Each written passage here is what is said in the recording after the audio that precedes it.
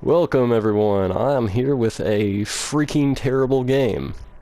No, I'm not kidding, that was not a joke. I'm here with Battleborn Beta, and this is the story mode. I'm also joined remotely by Kenny. Kenny, how's it going? It's good. Yeah, so you've got a little bit of experience with Battleborn. How many minutes did it take you to turn it off? I made it through one match, so that's about an hour, I guess. I just played the story mode. Okay. Um, yeah. Yeah, if you really enjoy hitting R2, it's the game for you. Absolutely. Yeah, I'm feeling that right now. I play it as a Wrath, the melee space vampire, I think is what he was called. And I'm holding R2 and running up to enemies. Okay. Is Yeah. he the one with the two red swords? Yeah, Or is that's he- him. Two Red Sword Man. Yeah. Yeah, that was who I played as well. Yeah. And Yeah. even if you played as, I think his name is Oscar Mike, he's the, I guess the Halo equivalent character. He's your Master Chief S character. The same thing. You're pretty much holding R2, and of course, I mean, you do have two skills. You have one skill on L1 and one skill on R1, but it doesn't really matter because it's kind of more effective just to hold R2. Yeah, that was absolutely rough. I mean, your ultimate attack, I guess, is technically what they're calling it in that game. Yeah. Was relatively effective, but like just about everything else felt.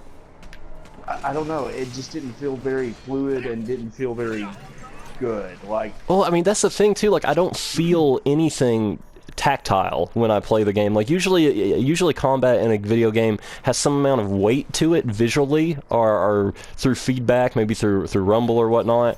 But this game, like, no matter how much the controller rumbles, no matter how much I do on screen, no matter how busy it is, I'm just not feeling it. yeah, I completely, I agree. It's very weird. It has a very weird quality to the game where when I played through, I didn't feel like I had even experienced anything. It honestly felt like a game that was just unfinished in early access and didn't have any direction really to where it was going. Well, it does this weird dichotomy of where so much is going on screen, but I've never been more bored for a game that has so much going on. Yeah, and when they introduce new enemy types, like, there's nothing special about these enemy types. They're not like, oh, you need to go and attack them a different way. It's just run up and hold R2 until they fall down. Yeah. And then, like, I guess I got to the final boss on the level I played, which is where you have to, like, walk a giant spider mech thing through a whole bunch of enemies. And, like, the final boss, like, teleports you off into another world, and then there's, like, absolutely no direction as to what you're supposed to do besides some quick on-screen prompts, and they're not extremely clear as to what you're actually supposed to be doing. They just say, hey, you should do this. Yeah, and the Not gonna tell you multiplayer's the why. same way. Like, even if they do tell you where to go or what you should be doing, the way in which they do it is just, it's so messy. It's so... Yeah. It's offensive to the eyes. Like, good game design will, pretty much flesh out in one way or another, like, what you should be doing. Like, even a game that's so vague, like a Souls game, like a Dark Souls, still has little ways of using the environment or the storytelling, the game design itself, to kind of coax you into going certain routes or doing certain things. This game is just like, here's a bunch of shit, do something. It's like, do what? Yeah, what... Like, give me some direction. Let me know, like, hey, we would like you to do this. This is kind of the way the game is meant to be played. And I think a part of them was trying to hone some of the chaos from Borderlands when you're have a bunch of enemies on screen, Yeah. and maybe they were trying to channel like an Unreal too, like a faster shooter from back in the day. But they've just they try to have their cake and eat it too, and you can't do that. They're trying to appeal to so many different types of gamers that in the end, I don't think they're going to appeal to anyone. And I think this is Well, really it going to also hurt Gearbox Software. It's not good because Yeah. as far as I know, this is their A team. Yeah, it just feels very soulless. It feels very lifeless, and, like, I'm sure they spend a lot of time working on their world and their environment and stuff, but, like, unlike Borderlands, where I felt like the world was alive and interesting, like, all the stuff I played from this, I didn't feel very interested in. Honestly, I just felt like I was just kind of a set piece. Yeah, absolutely. And like the game itself, I don't know if you listen to any of the dialogue from the characters, but even someone as quote unquote serious as Wrath here, all the dialogue really just borders down to dick and fart jokes. Oh, really? Yeah, it's really bad and it's really distracting, and it's not funny, it's not cute. I mean, a lot of people from Borderlands, they either they love or hate Claptrap the robot, or they love or hate the psychos in the game. And I find there's something to admire about those, and the fact that people enjoy them from a humorous aesthetic.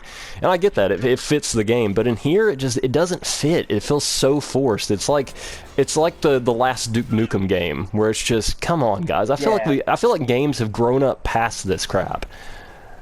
Yeah, no, I mean, I like the humor in Borderlands. I thought like some of it was really funny and some of it was really well done. But yeah, I can definitely get like, it's kind of like a Kevin Smith movie in a sense. And don't get me wrong, I love Kevin Smith movies. Yeah, same here. But like, you can only do so many dick and fart jokes before like people get bored. Oh yeah, and that's the case here, and it's really bothersome. Yeah, I wish I would have paid a little bit more attention to the dialogue. And to be fair, I could have just not given the game its fair shake, but I really don't think that was the case. Like, I played one match and like I just couldn't do another. Like my brain was just. Yeah, I mean, here I am recording on the PS4. I have 15 minutes, worth of time per video, and I could barely make it to, I think it was 7 minutes and 57 seconds without just like wanting to pull my brain out of my ear. Yeah, I completely can agree with that. On the plus side, if you are looking for a MOBA on PlayStation 4, I do highly recommend Paragon. Yeah, absolutely. That even managed to come up in my last video. Both Paragon from the MOBA side, and even say, just if you want a MOBA, just go to Dota 2. Like if you need a MOBA, or Paragon is a nice alternative, a modern take on that formula. And then from the other side, where it's it's trying to be a class-based shooter, for the love of God, check out Overwatch and don't waste your money on this garbage. Yeah, I definitely agree with that. I mean, granted, I'm not telling people what to do with their money, but I don't want anyone to walk away in this. Most gamers are pretty budget-minded, and I feel bad for anyone who's like really into this or simply purchases this game, because I think they're gonna have a lot of purchasers that are just based off of the fact that they enjoyed Borderlands and say, oh, it's a Gearbox. Well, and they've also been kind of deceptive in their marketing of it. Like, they've not really, like... Well, they haven't... Well, if you watch one marketing video, the game is one thing, and if you watch another marketing video, it's completely different. Well, and that's also very clear in the gameplay as well. Like, it's definitely struggling from, like, some weird imposter syndrome where it doesn't know what it wants to be.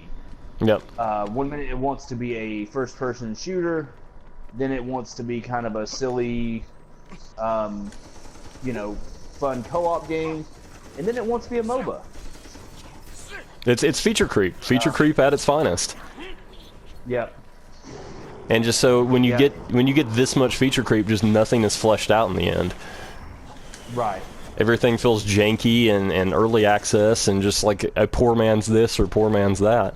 But I think I'm getting close to that arbitrary 15-minute mark here on the PS4. I'm going to wrap this up, and thanks for joining me on this, Kenny. This little delve into kind of what we think about this hot mess that Gearbox has going on for us. Yeah, that's a good way to put it. Definitely. Well, it's been real, guys. Thanks for joining us.